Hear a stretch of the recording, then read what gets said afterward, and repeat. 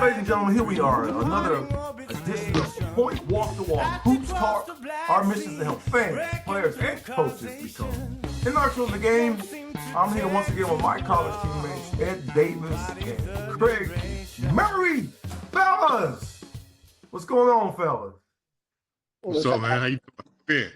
Oh, I'm good, man. I'm excellent. Was waiting for you fellas. Been waiting all week. Been chomping at the bit to get after it. Hey, I see you got my number on there. You know, the Seahawks, they called me a few weeks ago, but I couldn't work out the details of what number 42, man. So I just told them that y'all gonna have to, you know, because that maybe we got off to a great start. Yeah. They're 3-3. We're not even gonna talk about the Raiders, Ed, but Craig, that boy right there. Yeah. 14. We talked about player development last week. Now, I love DK Metcalf. He's a tremendous athlete. No one's perfect, but there's got to be, and he knows it too, there's got to be something to get his hands stickier. If that kid has sticky hands, good Lord. I mean, he makes fabulous catches. He's a terrific player, but he's no Steve Largent. And he knows himself, if there's somebody that can help that kid with his hands, good. Oh man, and the physicality is ridiculous. Ridiculous. It's almost like a man amongst boys when he's out there. It really is. And I don't know how long it's going to last, because, you know, have you heard him talk about his diet, my man? He says he's candy. He does intermittent fasting, which is a good thing. He starts off in the morning just with, like, you know, liquids. I have like water, lemon water or lime water and tea in the morning, and then my next move might be a smoothie, and then in the afternoon I might eat something. But I eat nuts and things like that. This guy, he's a grown man. This guy eats candy. Yeah. I saw that interview. Did you see that interview? But you wonder how much longer does that last? That's the point. Yeah. There it is. That's the point. He's 20, what is he, 25, 26? He's 25, 26. Oh, yeah, it works. It works great. It works great now. But if you know what, people, I heard Charles Barkley say something the other day. People take LeBron James for granted. The man's played all these years, but because he's taking care of himself. Charles Barkley, I don't know if you guys have seen that. He was talking about why he didn't have Kawhi Leonard in his top 50 NBA players. He said because one of the greatest skills that a person can have is availability. Absolutely. Yeah. And so he just can't put Kawhi in that situation because he's not durable enough. Well, DK, it's not promised that you're going to have that body forever.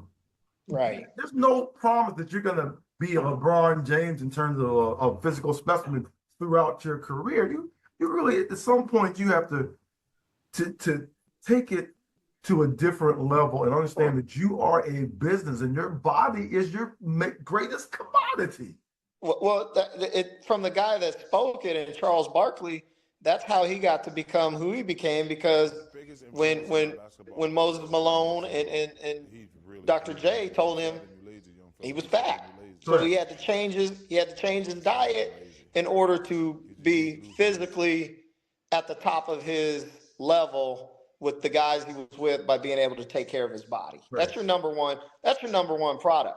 And the key is you know, it comes down to, at that level, discipline then becomes the key, because it has to be a lifestyle while you're playing the game. It can't just be in and out.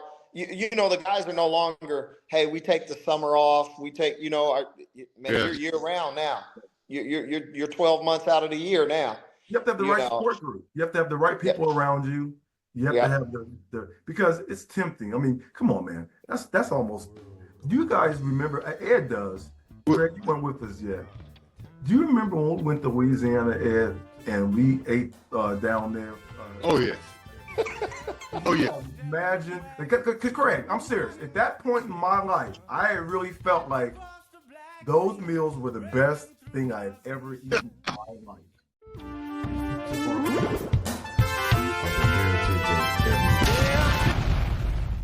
All right, fellas, let's get into our topic today. You know, speaking of the development and the state of the game, we today are going to talk about the evolution of the women's game and where can we expect the women's game to go? With the state of the women's game, it's just an amazing phenomenon that's going on, and we've watched it, we've played the game, we've seen it all, and what's your first thought when you think about the evolution of the women's game, Ed? I don't think it has a ceiling. There's no ceiling to it right now. Like I said, I personally, I've been a fan of the girls' game for years, way before Caitlin Clark and Angel Reese came around. You know, I've been a fan of WNBA. College came along a little later, the women's college game. Yeah. But the men's game the college game was a lot more exciting. At this particular time, the women's game to me is more exciting than the men's game. And I believe that's because of the one and done. You don't get a chance to watch that young man develop over 3 or 4 years. Even if he's there 2 years, you get to watch him. You know, now the females, they're there, and you get to set up rivalries. You know, the rivalries that get set up, and you're getting to with the viewership, you're getting this watch these young ladies develop, and then kind of transition themselves in the league like the men used to do. Clark racing ahead, zips it to Bonner, spinning, wanted a whistle, didn't get it. Rebecca Allen, too strong on a 3. And look out, Caitlin Clark pushes Angel Reese, and Angel Reese gets right up into Caitlin Clark. Afterwards has something to say as Clark walks away. We know there are always increased eyeballs, energy, and attention around the matchups between Reese and Clark, and Angel Reese is still going after Caitlin Clark in the aftermath. Everyone in the arena had to know this foul was coming. We knew Tim Duncan before he got in the league. We knew how dangerous he was. I think the girls' game is following suit now.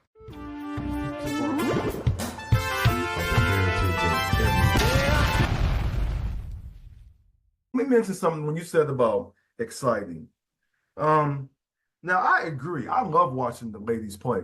And Craig, you have a daughter that's super talented. I love where the game is, but is the game exciting? But from our standpoint, we love the game. We understand the game from a technical standpoint, from an intellectual standpoint, from a pure standpoint. The game is exciting, but is the game really exciting for everybody? What do you guys think? And that goes back to the average fan. I don't think they see it as exciting because of the physicality of the game and the athleticism. So the men's game, well, in the United States, the men's game is predicated more on entertainment, the entertainment value of the game for the average fan, you know. But when we talk about the women's game, you're right.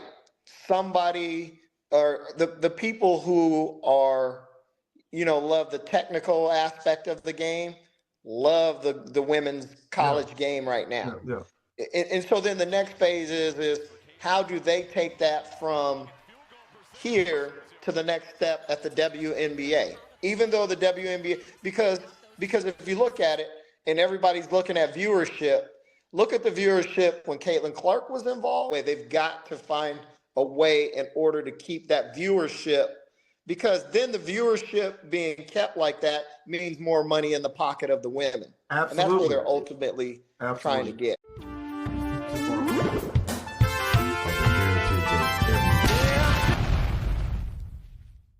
Ed and I talked about that a little bit earlier. And I alluded to the fact that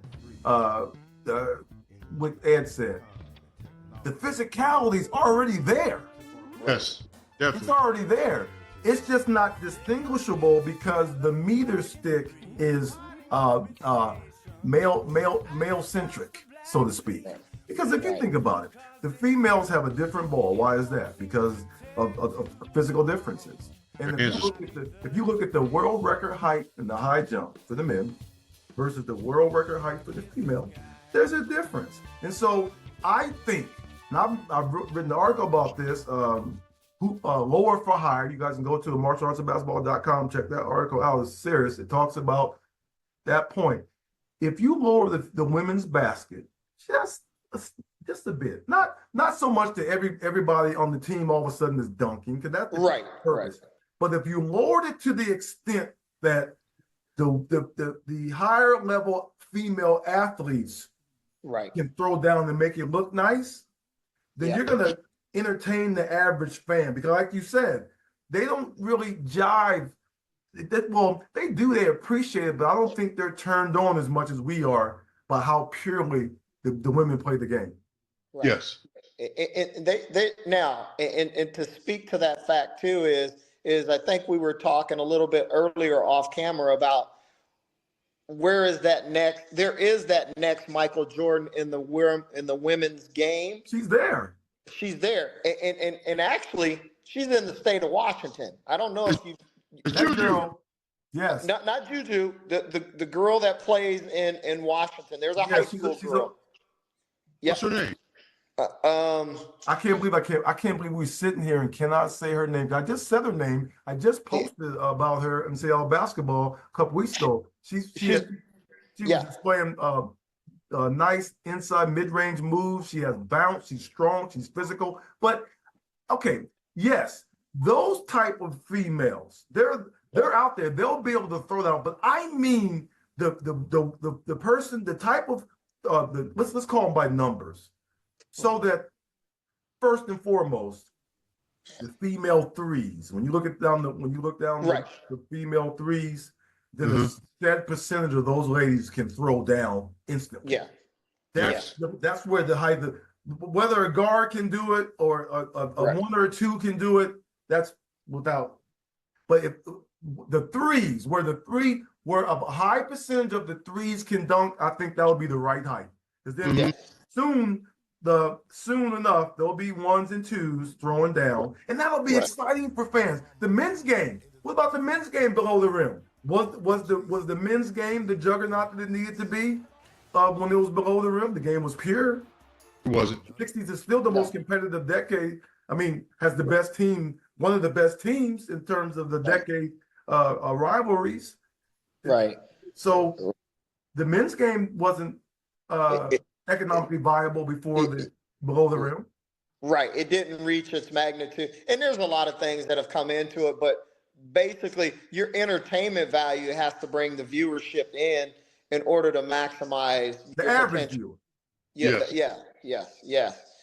And so when we look back at everything plays into obviously as you continue to move on, the modern technology, the social media, the outlets that all these people have a chance to see these.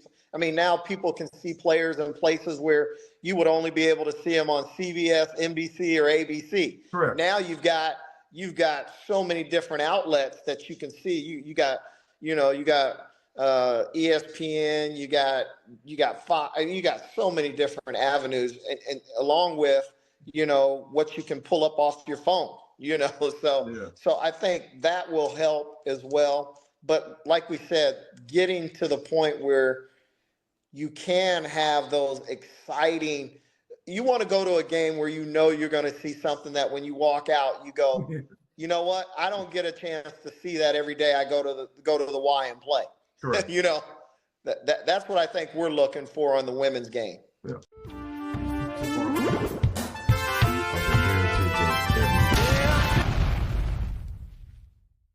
Well, I got a question. How important, or do you think it's valuable at all for eventually, I don't know what the time frame would be, but for a female to be able to play in the league, the men's league? Oh, you're opening up a can of worms, because here we go, because it's already happening. It's already happening in college sports. Where is that going to be a something that happens, or is it going to be something that deters? Because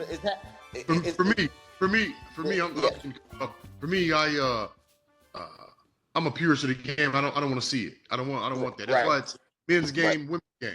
It's two different ball games. Different. Yep.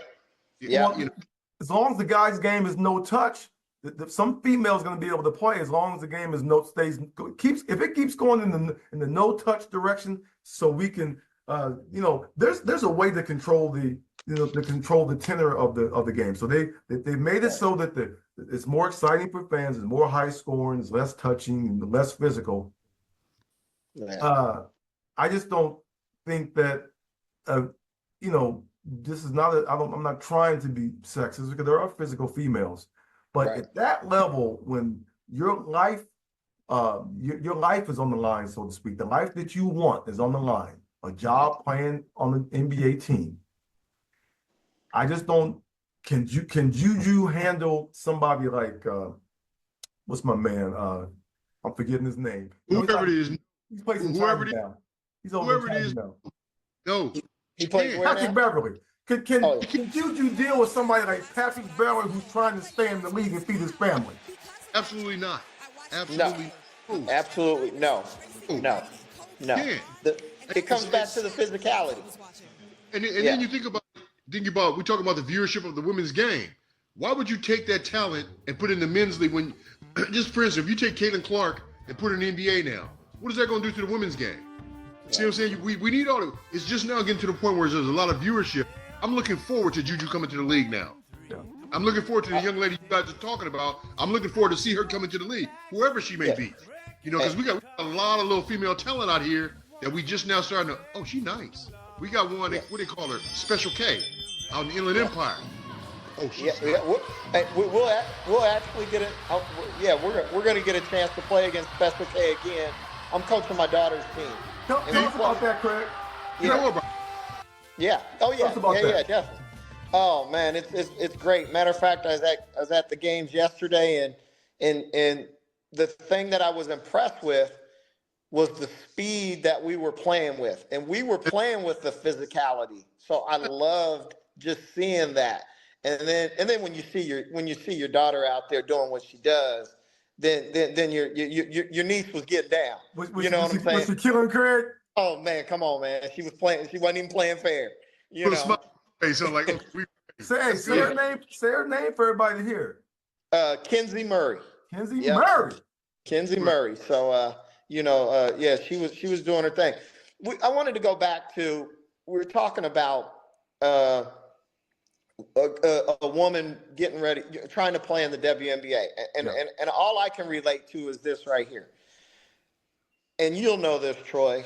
I used to play against a woman who, the best women player I knew growing up. And you know her. She used to come down to our community center, and we would play every Saturday morning in Joyce Walker. Joyce Walker is one of the most exciting participants in a phenomenon that is exciting in itself, women's basketball. Women's basketball has made incredible strides from the pity-pat girls' rules game of 20 years ago. From Louisiana State University in Seattle. Oh, man. Hey, Joyce. Yeah. Come on, man. Joyce. Hey, when I first got to Seattle, at Seattle U, when the guys would be running full. Now, my dad's coaching. I'm only 13, but I'm trying to run. And so I call winners.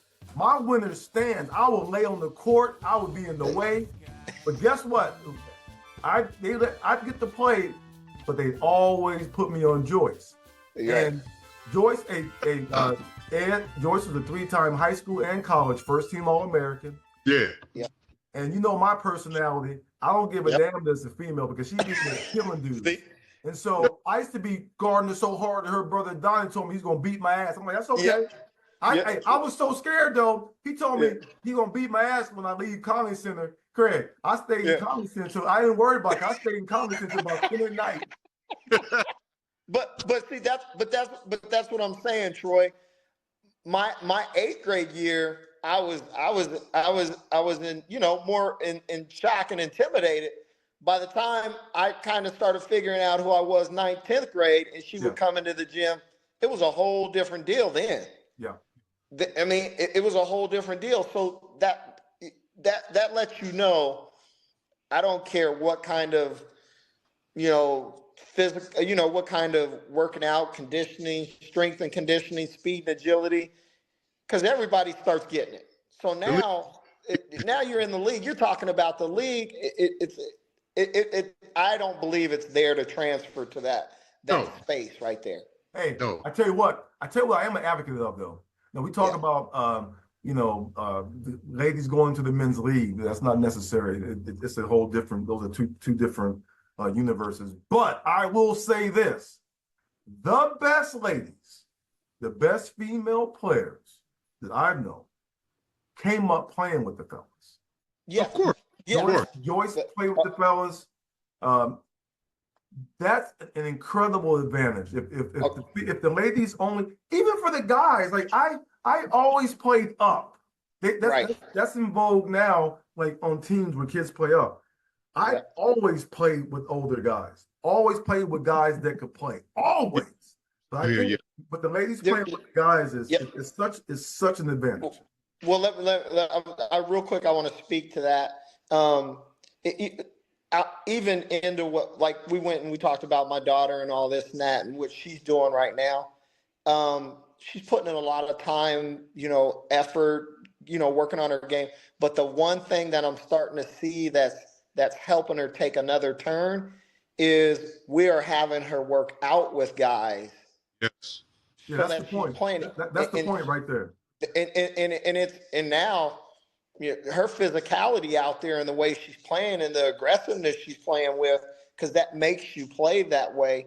Correct. Now the aggressiveness, and you're adding into what her skill set is. Now you're starting to reach another phase of your game that a lot of people can't touch because they don't understand the mentality that you've prepared yourself to be in now. Well, physical confidence is underrated, man. Yeah. Yep.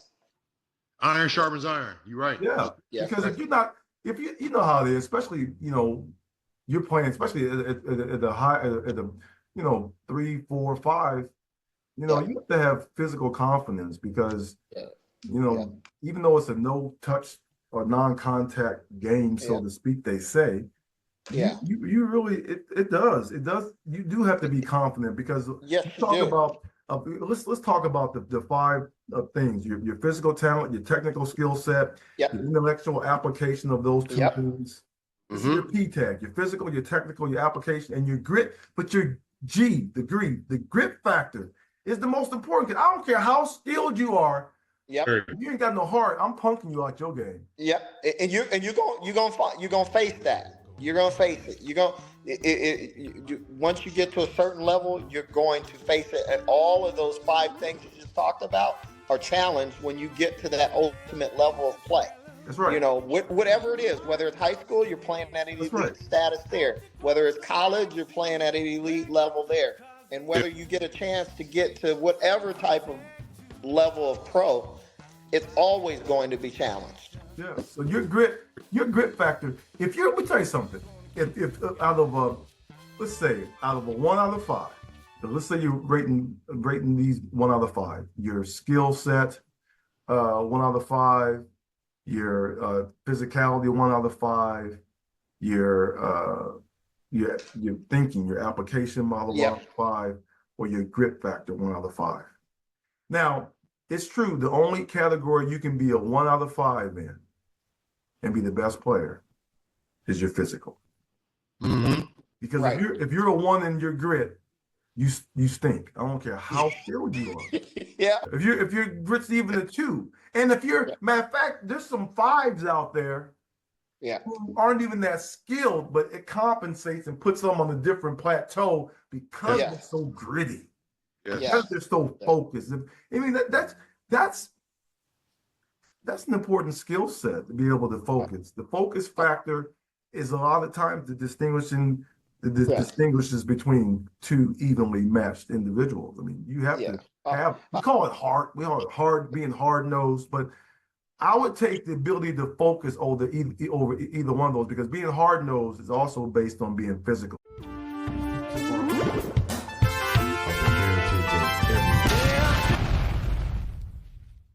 When you look at the women and that thing there, I mean, if you have that, like in men's, you got to have it in order to compete. If you have it at the women's, oh my gosh. Yeah. When you're a dog on the woman's side, you stand out. People, it was funny. We got done with our games yesterday. We played 2 games, and my daughter and I, we're leaving the building, and there's this lady that comes up, And she looks at my daughter and she goes, "What is your name?" She said, "What is your name?" And she goes, "Kenzie Murray." She goes, no, I spell it for me." And she was like, "I have got to watch." But when I talked to Kenzie when I got to the car, I said, "That's what you want people to think of you when you walk out of the door." That's right. Yep. That right there. Now, what comes with that is you have to have consistency in who you are every day. Correct. You know, you have to have it. And I tell her too is a lot of people don't look at this right here.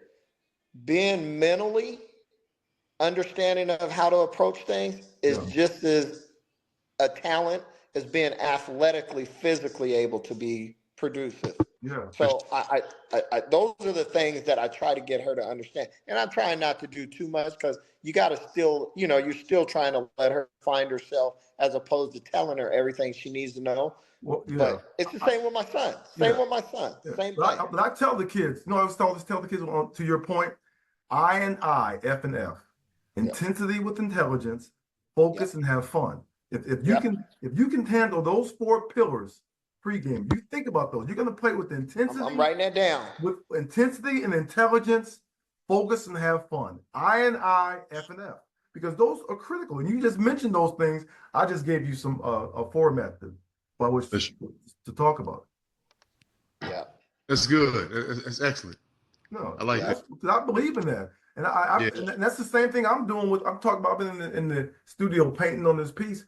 I'm bringing the same thing. And then the name of this piece is Sweat Equity. I wouldn't dare cheat the piece. I wouldn't anyway. Yeah. But don't give me intensity without intelligence because you're all over the place. Yeah. But you lock yourself in. I just tell the kids, you get yourself riled up. You let all the energy go, let all the intensity flow. And then when it's game time, I told the kids to incorporate the 10-7 rule. You wind yourself down from 10 to 7 in your mind. You amped up at 10 and you step on that floor, you bring yourself down to 7. You'll have everything you need to perform, but you'll have the right temperament to be able to operate because you have to be able to handle yourself emotionally to be able to perform. You have to be able to find that happy medium. You want to work with your nerves, but you also want to bring stay even keel. Yeah, you want to bring intensity to the table at all times. Yeah, definitely. Yeah, you know, I'd be stealing all your little nuggets right there, man. So Well, that's real.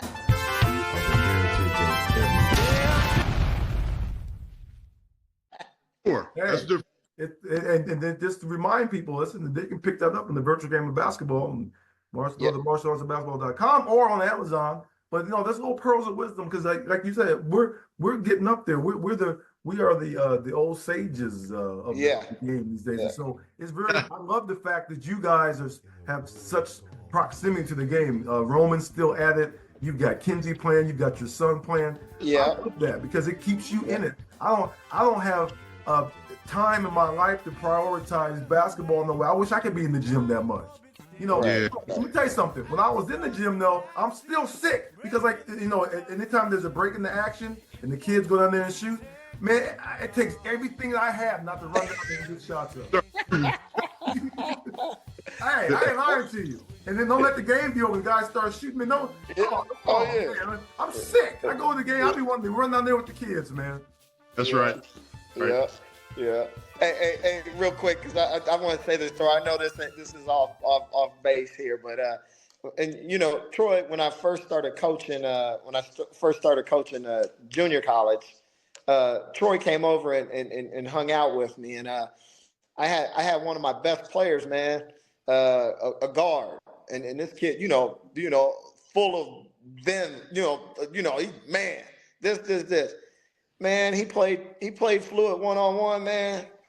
And Fluid put it on him so bad, man. Did I? And that kid came up to me, man. He said, "I got to reevaluate my game, man."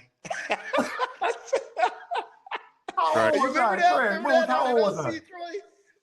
Yeah. So I forgot about that. How old that in us. How old was I then? I forgot about that. Shoot. How old was I? You were probably that was my. I was probably right around 26, 25, 26. So Troy, you were probably 28, 29. Oh, he was in trouble. 28. Oh, he's in trouble. I used Yeah. to lead him up. Oh, Yeah. 28. Yeah, he's in big Man, trouble. I could call because he coaches now. I could call him and talk to him about that, man. He goes, yeah, man. Hey, one of my funnest times is when your boy Ishmael Butler came to CLU, Diggable Planet. Oh yeah. He came to CLU, and you know his personality. And I didn't know he was even a basketball player. I didn't even Yeah. But he was in there killing. I'm like, who is that? I said, what? So you know me, I can't wait to get out there and play. You want some? He acted like such an asshole to me, but I wore his ass out.